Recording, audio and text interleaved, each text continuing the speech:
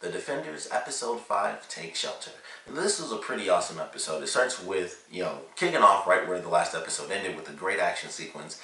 And the way this episode ends really brings into question the rest of the season. It's like, okay, well, we have this huge question with, kind of stemming from Murakami, where he gets basically just backhanded into oblivion by Elektra, and then that leads into questioning her loyalties, and then questioning Alexandra, and then going into that, the final, I'd say it was almost like a 2-minute full sequence, which I loved. It was a great sequence where it's just like score, and she's at Matt's apartment and stuff, and it's like, I'm not sure what this means, if that's good for the good guys because she remembers, or she's getting closer to remembering who she is, or if she's still like half crazy, so it's like she's, remembering Matt, but at the same time she's still kind of a weapon, so that gets used against Matt. It's like it brings up kind of a bunch of questions where that's going to lead Elektra's character in particular, and what she will remember, or how she might even choose to remember. That's definitely a thing that can happen too. But definitely an awesome episode. Great opening. The action sequence was good. I love how it starts with like kind of the musical score. It's almost like the opening, in a sense, I guess, sort of mirrors the end, just the way they kind of score it, because it's music and not really a lot of ambiance. Like, even though it's a bunch of people walking around, like this gal with her guys, and then Sawande, and then Murakami. I keep forgetting his name. I keep like mixing it up. But Murakami like doing his thing and getting ready. Everyone's getting ready, but you don't really hear anything. They're all kind of just going to the restaurant, basically to just destroy, destroy all the heroes. But it was a really great opening sequence. Like, it was a great action sequence. They were still able to kind of throw that story of Matt trying to, get through to Elektra. So he, even though he could have got everyone killed, of course, they're not going to kill anybody. But he breaks formation right off the top, and Stig's like, the first thing he says is, we work together, we get out of this. Breaks formation, shoots straight for Elektra to try to talk to her. So he's basically just getting beat up because he doesn't want to hurt her. So they end up, being in, in the back of the restaurant by themselves outside, and everyone else is fighting on the inside. So you got Sawande taking on Luke, and then he's doing like this crazy, for Naruto fans, he's doing like the, exploding. No, that's Kill Bill. But the 8 trigrams and stuff, he's like hitting the pressure points and everything. So he's like destroying him. I wasn't sure if he'd actually kill him, because I'm like, once again, they're not gonna kill anybody. But they like just said that this dude in the last episode was like, if he hits you the right way, it'll like destroy your heart, that sort of thing. And Luke is not invincible on the inside, so it was just like, I don't really know how that would play out. But yeah, that was a cool little moment. He's doing like these pressure point stuff and pushing him in the road. Then he gets hit by a garbage truck, and they end up kidnapping him. So it's like, well, that failed. And then on the inside, they're holding themselves up. It's like they aren't exactly winning because there's so many freaking people. It's like, even though they're in this big restaurant, it's much more claustrophobic than the last fight that they had in the hallway, because they were able to kind of move back and forth. And this time it's just like 3 times the amount of people, and they're just completely surrounded the whole time.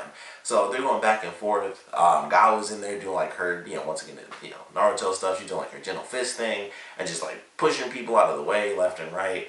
And it was really cool. And that's one of the things I love about, Madame Gao being officially revealed as like, one of the original members of the Hand, is that she's got like a huge role in this. So she's like using the powers more. We get to, well, we don't necessarily get to understand it, but it makes a bit more sense because she's like, learning from the people of Kunlun. And it's just like, man, it's sweet to actually see her involved in this. And so, like they have the part when everything's all said and done and everyone kind of goes outside. Elektra takes off, she knocks out Murakami. Matt was close to breaking through, and then of course they got interrupted. But everyone gets outside, and then Jessica pushes the dumpster against the door, and they escape through the sewer. And I love the way they did the scene, because it's like, first is one dude, then a second guy comes in, they're trying to push the door, then a third person is pushing it, and then they just stop. And it was just like, alright, let's back out. And Madame Gao just comes in, and she does like her little pose, and just pushes that junk, and it just blows the whole door open, and it knocks everything back. And I was like, that was super cool. It's very simple, but it's just like, it just looks cool every time she does it. So, of course they escape, and then it's like, alright, well, what happened to the Black Sky? And that's when Murakami is like, well, that's a question for our leader. And I love the fact that she was just in the truck right there, and when the window comes down, the way she looked was kind of like, oh, is it over? Like, the look that she had on her face made me laugh. But it cuts to everybody getting to Colleen's place, and they freak out. It's like, they got Luke, like, what are we gonna do? And then ultimately we find out that Luke totally survived, and not only did he survive, but he actually captured one of the fingers of the Hand. So that's how it starts, and it was kind of looking up from there, and then it goes into kind of like, it's almost like it goes into like the side character special, because it's like, all right, well, we have to get to everyone that we care about. Of course, they go straight to Colleen first because that's like their base, and then it's like, all right, well, we need to find everyone because they might already know who we are. Like, Matt's really the only one with a secret identity. Everybody else is just kind of out there. But it's like, we got to get everybody. So they start off by going to Claire, and then that leads into us actually seeing Colleen go against Bakudo because he shows up again. So that was pretty awesome. And he, cuts her across the stomach, and that kind of surprised me. I wasn't sure how they were going to play it. With her character, like, I know she's important in the comics, but yeah, it's with this show, you never know how they're gonna change things up with this version of the characters. But it cuts her across the stomach, and then ultimately Luke comes in. He was actually about to kill her, but Luke comes in, stops that, and ultimately they kind of vanish as the heroes end up taking Colleen to Misty, and so then that leads to, of course, Matt going to Karen, and then we don't really see what he did with Foggy, but it's just like they end up there as well. Jess goes to Malcolm. We also don't see what happens there. But she does end up going to Trish. And that was an awesome sequence because she goes to get her and is like, all right, time to go. It's time to get you out of here. Super weird that they went up the stairs. I'm sure everyone thought the same thing. It was like, why'd they go up? That makes no sense. But they did. They went up the stairs instead of down. And they get into this fight because here comes Murakami. I don't know where he came from. I don't know where he went at the end of that fight either, because that was just like, unless he's secretly Nightcrawler and we're about to get some real surprises. I don't know how that happened, but he just comes in, kicks her straight in the back, and he's beating her up because of course he knows martial arts and she's just a brawler. So he's about to kill her and he's like actually about to stab her, and then that's when Matt comes in, fully suited up and everything after he had a talk with Stick, and it's like he's gonna be basically the leader now. Comes in the full suit. And, they team up to take this dude down. And it was a really awesome sequence. They're just, kind of working together in tandem. And then, they have that ending where they team up. And then they, toss him, over the balcony. And then he just vanished. Like, literally out. He just poof. Nothing. And it was literally like nothing happened. Because they even show a person that's kind of just walking and looking around. It's not like somebody fell down and then took off or anything. It was like he went into a pocket dimension as he was falling and just vanished into nothingness. And it was like, well, he's gone. So there's that. And it was like half a second and he was gone. Like, they looked right over after they, tossed him over, and he was already gone. It was like, that was nuts. So just a very cool, small little action sequence. But then we have, Matt still is Daredevil.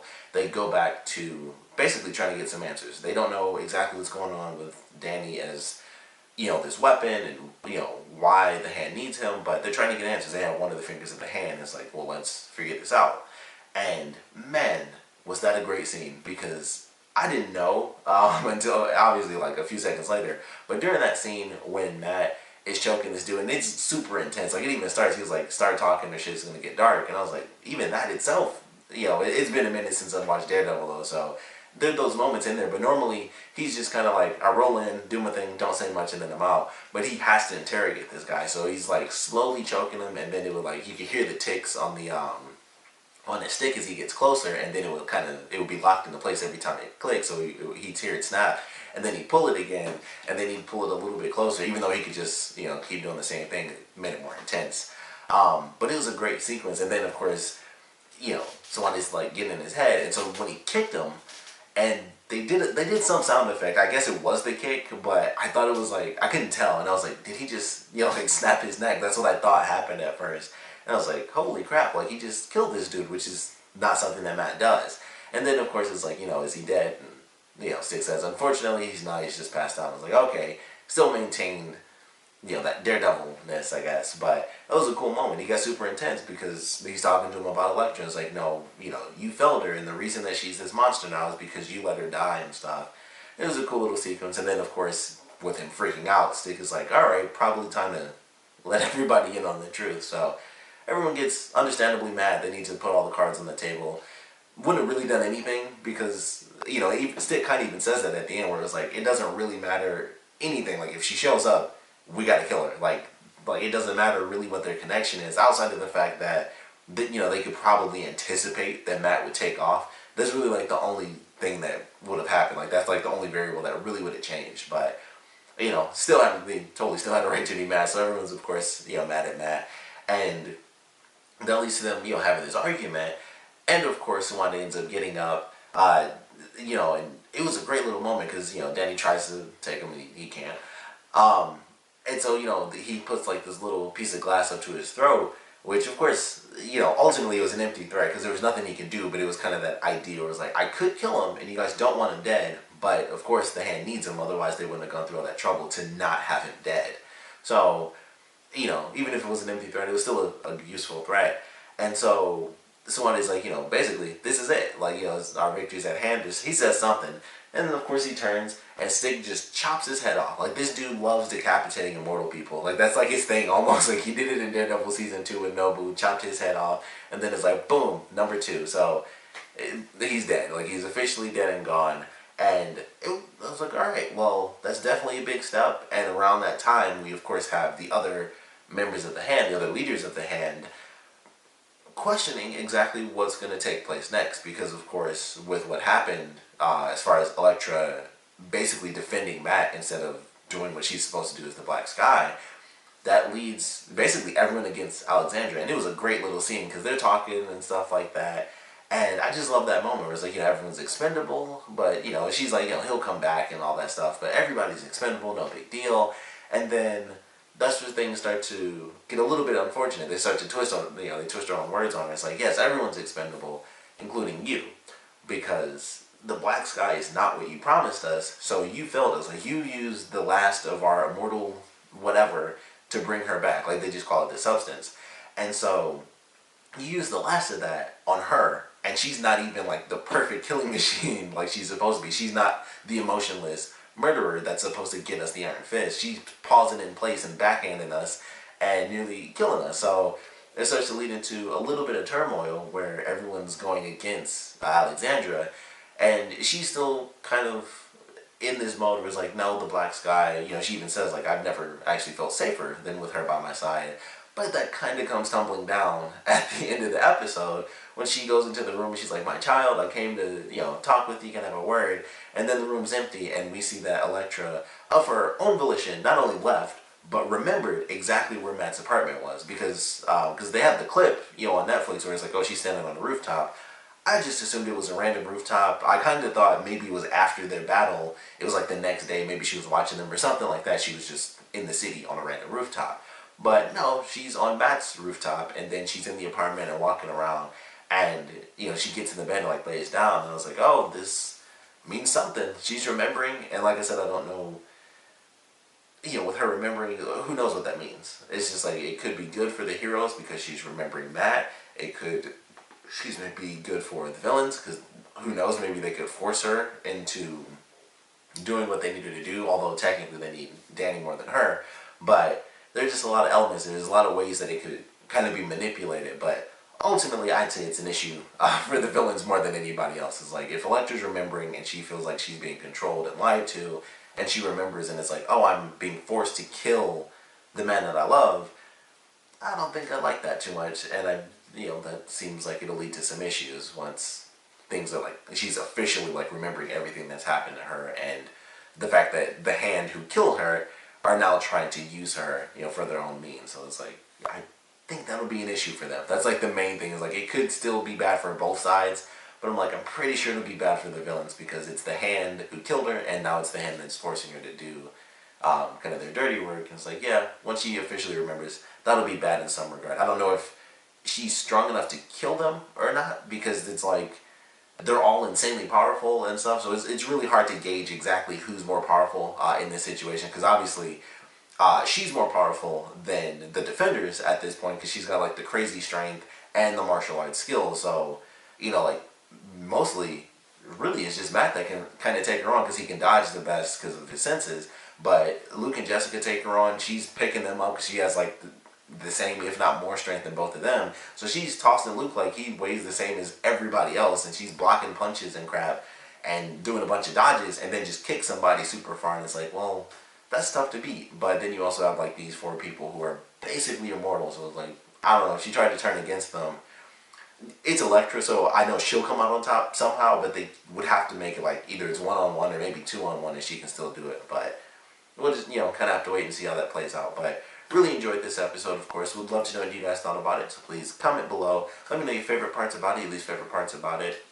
And of course, I would love to know what you guys think is going to happen with Elektra, and as far as her kind of getting her memories back. What are your theories on how that's going to play out? And of course, I would love to know what you guys thought about the fight sequence as well. Just curious what you guys thought about that. So please let me know what you guys thought about the fight, and definitely your theories on where things are headed for Elektra learning her memories, who that's good for, who that's bad for. And of course, I want to know what you guys thought about this episode in general. So please comment below, let me know, and thanks for watching.